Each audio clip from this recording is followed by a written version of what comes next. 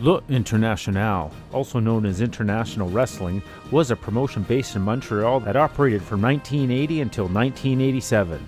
Not to be confused with the 1961 French documentary titled La Lutte, filmed and produced in Montreal, it was considered one of the big three promotions in Canada, along with Calgary Stampede and Maple Leaf Wrestling.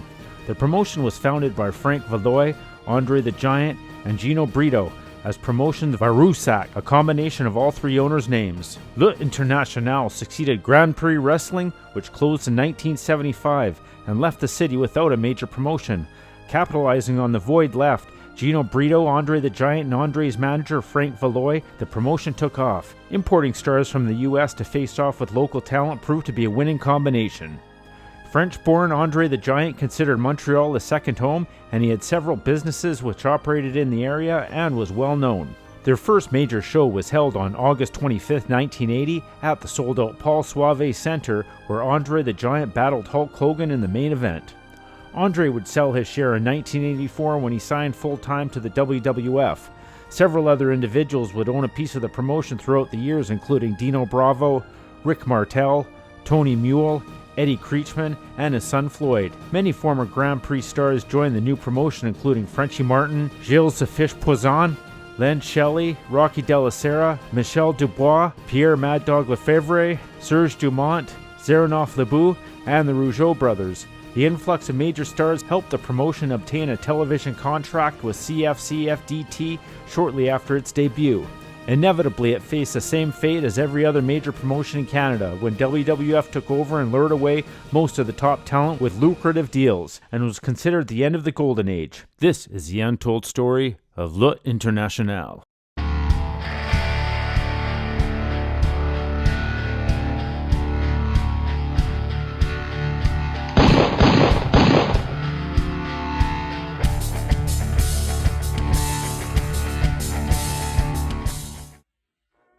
It was 1891. As the world's first traveler checks are issued by American Express, the first basketball game is played in Springfield, Massachusetts. The Boston Beaneaters finished the year as National League champions.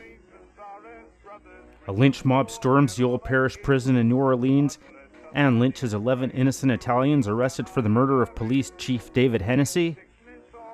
And one of the first organized wrestling cards was held at the Armory in Montreal.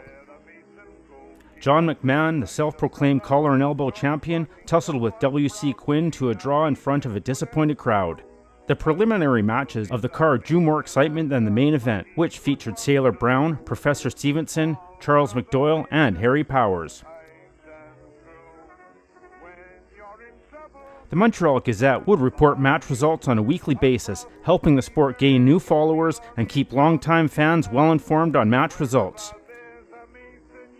Through the late 1800s, other stars that would pass through the area would include Yvonne the Straggler Lewis, Dan McLeod, Harry Moses Dufour, and the terrible Turk Ismail Yusuf.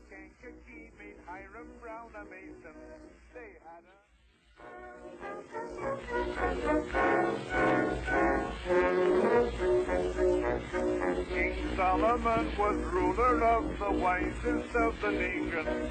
He founded that great brotherhood we know as the Freemasons. All Masons are as brothers, rich or poor, they're all akin. Unless a man is tried and true, he cannot enter in. In sickness or in trouble, they are bound to help each other. No matter where a Mason goes, he'll always find a brother. In 1919, Lucien Riopel won possession of the Jubilee skating rink and was the man behind professional wrestling in Montreal during the late 1920s and into the early part of the 1930s.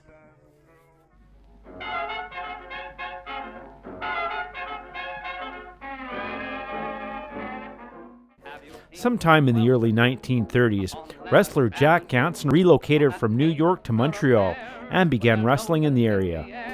In 1934, disgruntled New York promoter John Hassan Pfeiffer attempted to expose the inner workings of professional wrestling through the media, which left a ripple effect on the business in neighboring Montreal and took a toll on ticket sales. By the mid-1930s, Jack Ganson would officially claim the Montreal territory and began promoting shows in the area, but it was an uphill battle, with ticket sales at an all-time low. Over the course of the entire 1936 season, wrestling took in only about $60,000. The Montreal Gazette, in October of 1937, reported that professional wrestling under the promotion of Jack Ganson had only drawn over $100,000 and more than $71,000 so far that year, with 7 shows remaining. On August 8, 1939, Eddie Quinn arrived from Boston promoter Paul Bowser's office and began to build his own promotional powerhouse with Yvon Robert. He chose to avoid the scientific wrestling favored by Jack Ganson, the previous promoter at the Forum, instead of what he called pink wrestling. Quinn pushed gimmicks, storylines, and bloody brawls. Quinn's shows began with Yvon Robert as his central attraction. Other stars in his promotion included Edouard Carpentier, Yukon Eric, and Killer Kowalski. At one point, Gorgeous George was brought in for a series of matches against Yvon Robert. Another famous match featured boxer Jersey Joe Walcott facing wrestler Buddy Rogers, which Rogers won in the 3rd round. In fact, Quinn tried an early experiment by not only reviving the Masked Marvel character, but actually having him win the AWA Montreal title from Vic Christie in a June 9, 1938 match in Toronto. He dropped it a little over 3 months later to Yvon Robert in Montreal. The fan response was encouraging, especially for a rematch. During the 1940s, Quinn and Robert, along with a cast of regulars that included Thez and Bobby Manigoff, drew steadily, increasing houses at the Montreal Forum. Robert even managed to sneak in an NWA world title reign when he defended Wild Bill Longson at the Forum on October 7, 1942. For almost 2 months, Robert was a dual champion, as he also held the Montreal Championship. He dropped the NWA belt to Manigoff November 27th in Houston, Texas, but continued to rule Quebec for the rest of the decade.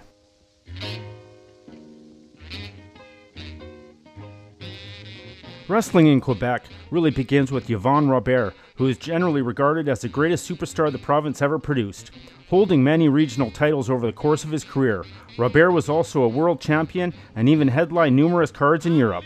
Robert started wrestling in 1932 at the age of 17. He got his first stint in Boston with promoter Paul Bowser's American Wrestling Association. In 1935, he made his National Wrestling Association debut as Yvon the Lion Robert. It was a territory of the National Boxing Association to sanction professional wrestling. He got his first big exposure after attacking world champion Dano O'Mahony during a match. He left the promotion in 1936. In his home province of Quebec, was a true legend on equal footing with hockey's Maurice Rocket Richard.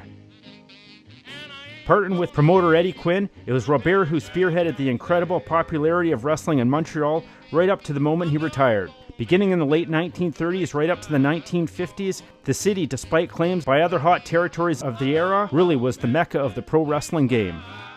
In April 1936, during his time in Montreal, he won the Montreal Heavyweight Championship 16 times between 1936 and 1956. Robert returned to the American Wrestling Association in July of 36, just 2 weeks after his return, defeated O'Mahony to win the AWA World Heavyweight Championship in Montreal, claiming his first world title. He was recognized as the first champion in New England and by the Montreal Athletic Commission. Robert was stripped in December 1937 for not defending against Lutte. In 1940, he left the AWA for a second time. In 1940, he also started his second stint with the NWA. On October 7, 1942, he again beat Wild Bill Longson to win the NWA World Heavyweight Championship in Montreal, Quebec. On November 27th, he lost the title to Bobby Mangahoff in Houston, Texas. In 1943, he left the NWA. Also during 1943, he won the Montreal British Empire Heavyweight Championship. Robert returned to Montreal. In 1948, he wrestled Gorgeous George to a draw before a Montreal record gate of $21,000 and broke that record within a year. In 1953, he formed a successful tag team with Whipper Billy Watson and won the Canadian Tag Team Championship. On November 12th, Watson and Robert defeated Alan Tiny Mills at a wrestling event held in Toronto with boxing champion Joe Louis as a special guest referee. During the 1950s, Forum cards were so stacked with top-notch wrestlers from all over the world that it was extremely difficult for promising local workers to break into the upper card. Donning the mask provided an up-and-comer like Dominic DiNucci with a ready-made gimmick and an opportunity to audition against main event talent to see if he could keep up. And if things didn't work out, Quinn just put someone else under the hood to see if the next guy could cut it.